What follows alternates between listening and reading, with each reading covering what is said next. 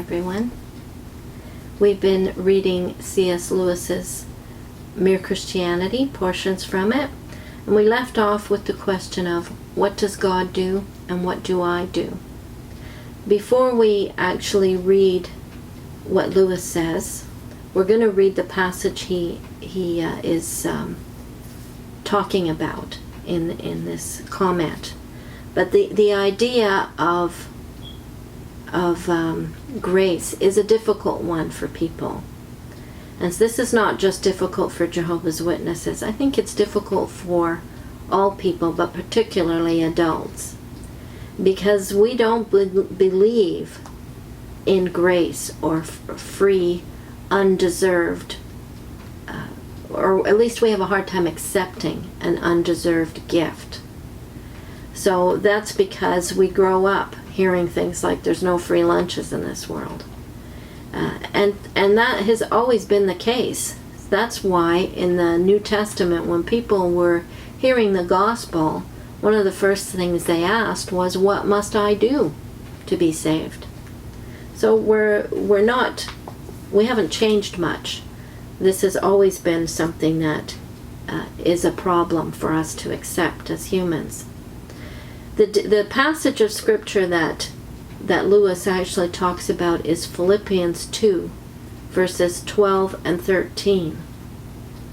This is how the Watchtower translates it. Consequently, my beloved ones, in the way that you have always obeyed, not during my presence only, but now much more readily during my absence, keep working out your own salvation with fear and trembling.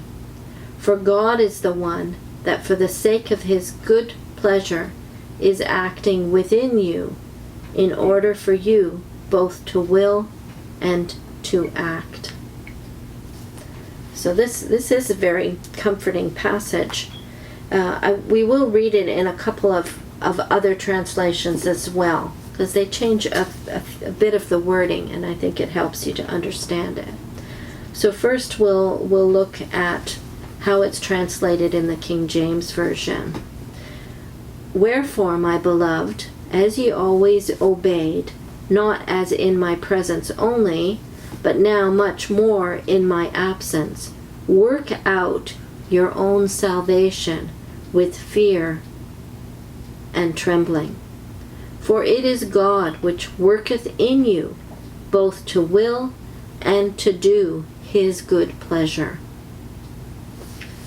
In the Living Bible it translates it, Dear friends, when I was there with you, you were always so careful to follow my instructions.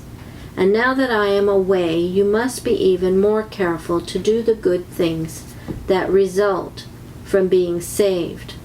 Obey God with deep reverence, shrinking back from all that might displease him. For God is at work within you, helping you want to obey him, and then helping you to do what he wants.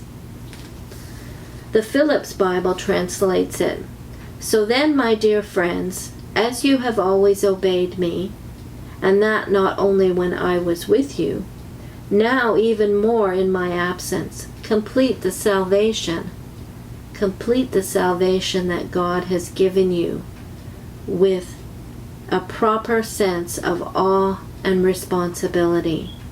For it is God who is at work within you, giving you the will and the power to achieve his purpose. The today's English version reads, So then, dear friends, as you always obeyed me when I was with you, it is even more important that you obey me now while I am away from you. Keep on working with fear and trembling to complete your salvation, because God is always at work in you to make you willing and able to obey his own purpose. So they're translated slightly different, but I think you get the gist of it.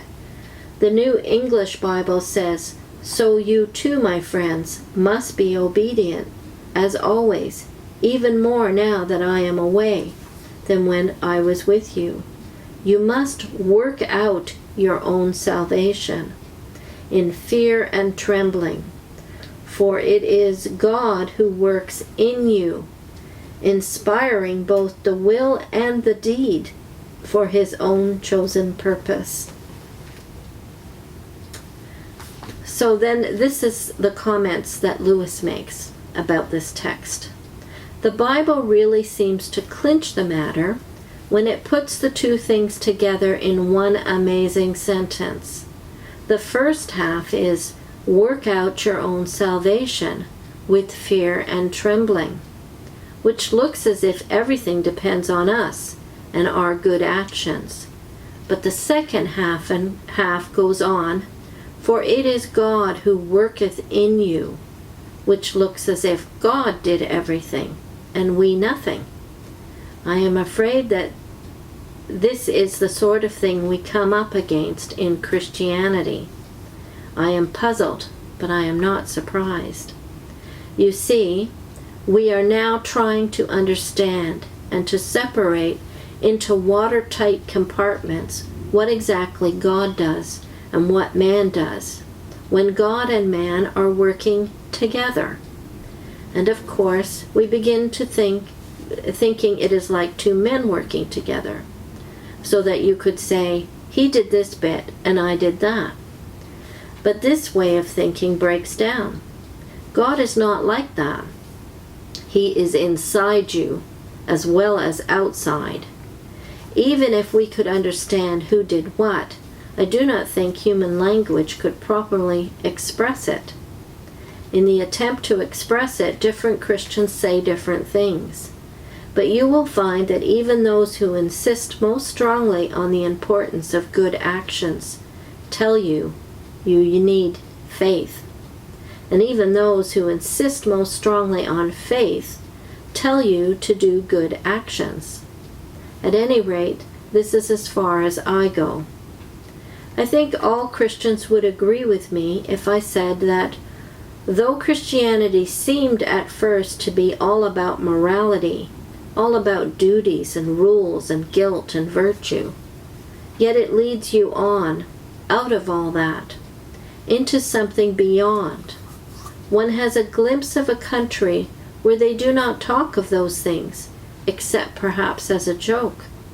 Everyone there is filled full with what we should call goodness, as a mirror is filled with light. But they do not call it goodness. They do not call it anything. They do not think about it. They are too busy looking at the source from which it comes. But this is near the stage where the road passes over the rim of our world. No one's eyes can see very far beyond that. Lots of people's eyes can see further than mine.